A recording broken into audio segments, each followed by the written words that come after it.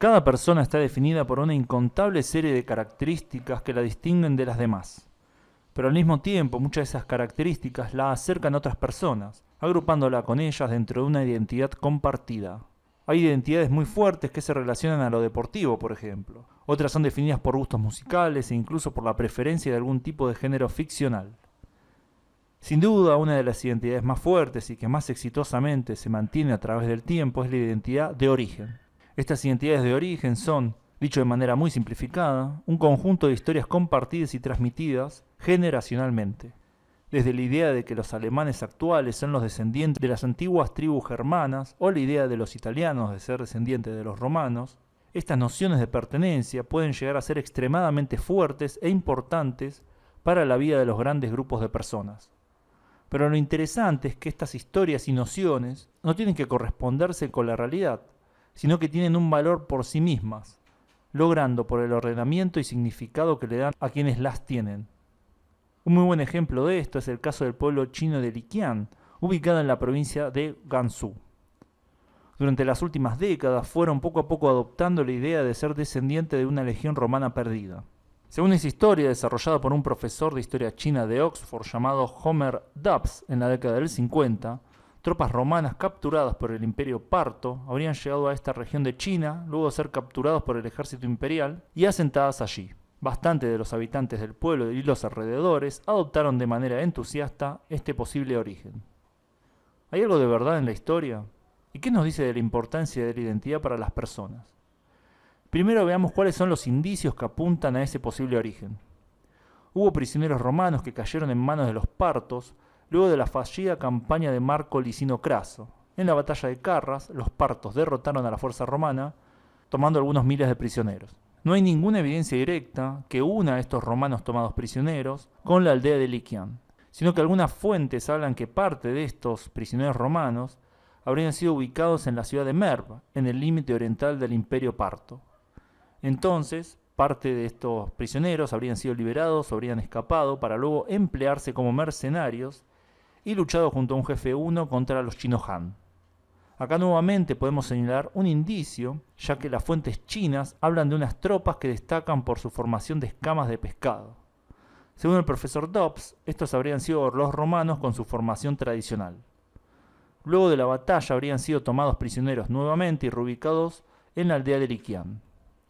Pero esa parte del relato también es meramente especulación y no es claro por qué Liqian fue elegido como supuesto destino de los romanos. La historia de los soldados romanos de Liqian no tiene ninguna referencia histórica concreta, sino que se basa en la especulación. Ningún documento se refiere a ellos específicamente, y la formación de escamas de pescado se explica mejor por la utilización de empalizadas, común en Asia Central en esa época. Pero entonces, ¿por qué algunos de los habitantes de Liqian tienen rasgos europeos? Antes de responder la pregunta, hay que señalar que se encontró por lo menos una tumba de un hombre de 1,80 m de altura de hace 2000 años. Una altura bastante superior a la de los chinos de la época, mostrando que gente de otro origen estaría habitando esta zona desde hace milenios. Pero esta tumba y los rasgos presentes en los habitantes de Liqian no se corresponden con el aspecto promedio de los romanos. Los romanos de la época eran más bajos de estatura que los pueblos celtas y germanos, que sí llegaban al 1,80 m en promedio. Esto era en parte por los tipos de dieta que tenían, que eran distintos, y también en parte por el potencial genético. Los romanos no eran rubios altos de ojos claros en general.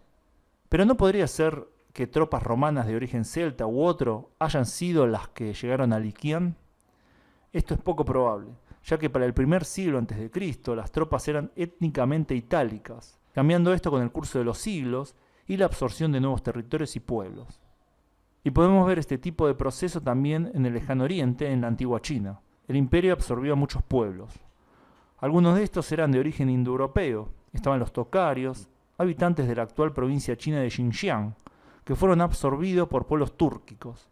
Se pueden observar uigures de origen túrquico, habitantes de esta provincia, que tienen algunos rasgos heredados de estos pueblos indoeuropeos e indoiranios asimilados. Pero estos pueblos nómades arios habrían llegado aún más al este, a la provincia de Gansu, donde grupos de ese origen colaboraron con los chinos, como los Gusun, que buscaron además activamente asimilarse, algo que lograron. Volviendo a Liqian, estudios genéticos se realizaron sobre los habitantes para develar el misterio de su origen. Los resultados mostraron que no hay evidencia de que sean descendientes de los romanos, sino que tienen la mayor parte de su ancestría en los chinos Han. Así que mientras los habitantes indoeuropeos de Xinjiang fueron asimilados por pueblos túrquicos, los indoeuropeos de Gansu fueron asimilados por los chinos Han. Pese a estos resultados y a la falta de evidencia sobre alguna conexión con Roma, muchos habitantes siguen de una forma u otra identificándose con su nueva identidad. Por un lado está la obvia búsqueda de un beneficio económico a través del turismo. Las autoridades gubernamentales ya invirtieron 160 millones de dólares en mejorar la infraestructura y en la edificación de edificios al estilo romano o similar. Pero más allá del aspecto económico, parece haber un genuino deseo por parte de los habitantes con rasgos europeos de mantener esta nueva identidad. Esto está relacionado sin duda a lo homogénea que es la sociedad china, donde se valora el encajar y la complacencia. El aspecto distintivo de varios habitantes de Liquian fue, según varios testimonios, objeto de burlas o comentarios. Así que adoptar esta nueva identidad también es parte de un proceso psicológico de autoaceptación de estos individuos.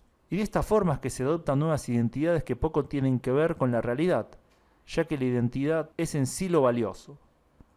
Tal vez no haya, mirando al pasado, algo concreto que relacione Liquian con Roma, pero mirando al futuro, sin duda hay lugar para el desarrollo de estos chinos romanos. Bueno, espero que les haya gustado el video. ¿Conocían este caso? ¿Conocen algún caso similar? Comenten debajo. Gracias a todos por su tiempo y gracias a todos los que colaboran con el canal en Patreon. Nos vemos pronto en el próximo video. Saludos.